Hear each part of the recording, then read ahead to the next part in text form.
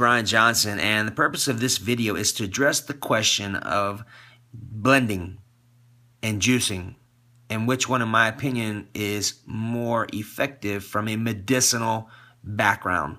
And I have friends that do both. One of my coaches does specifically juicing and no blending, and one of my other coaches does nothing but blending. So here's my opinion on the two. I like both. I have both. I have been drinking juices the last couple of days, and I also have a blender, and I use that too. The benefit of using a blender is that you use the whole fruit and the vegetable, and you can completely masticate or break up to very fine micron levels the whole deal, so you can assimilate and absorb it. Now, here's the beauty of it. When you're using the whole food, and we'll use the apple for example, is when you're using the whole thing, make sure you get organic or have veggie wash or high alkaline wash to wash all the pesticides and the waxes off, because a lot of the phytonutrients and medicines are found in the skins, and especially the seed. The seed actually contains cyanide. Small amounts is good because it helps to kill cancer cells. Now, one of the most important parts of the apple outside of the seed is the actual core. That's the part you usually see that's laid around on the side of the road that people haven't eaten, and that's one of the most medicinal components. So when you eat the apple, you eat everything but the seed. The beauty of the blender is that it completely chews that whole thing up to where your body can assimilate and readily absorb it almost instantaneously when it hits your intestinal tract. I have given away 3 Ninjas.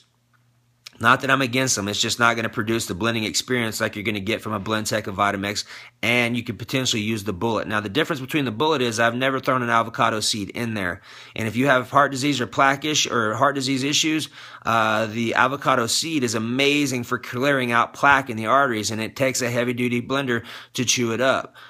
So maybe you can try that out and check it out. And if you're not going to the restroom, meaning bowel movement-wise, once a day, if you're not doing that and you're going once every other day, and if you're not doing that and going once a week, then we definitely should chat, because that is a big deal.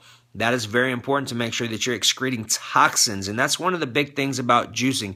If you're constipated and you're juicing and you're front-loading a bunch of nutrients with no exit strategy, so to speak, that's important. You want to make sure that your exit strategy is just as prime as your entrance strategy. So if you're not using the restroom, I highly advise you to use blending first over juicing, and that's my opinion. And hopefully this information served you and you can use something from it, and if it was useful for you, share it, because somebody else may have the same questions as a couple of my clients did, and that's why I shot this video. So make sure you're conscious about enjoying your day to day, and make sure you're getting excited about tomorrow, because it's Sunday.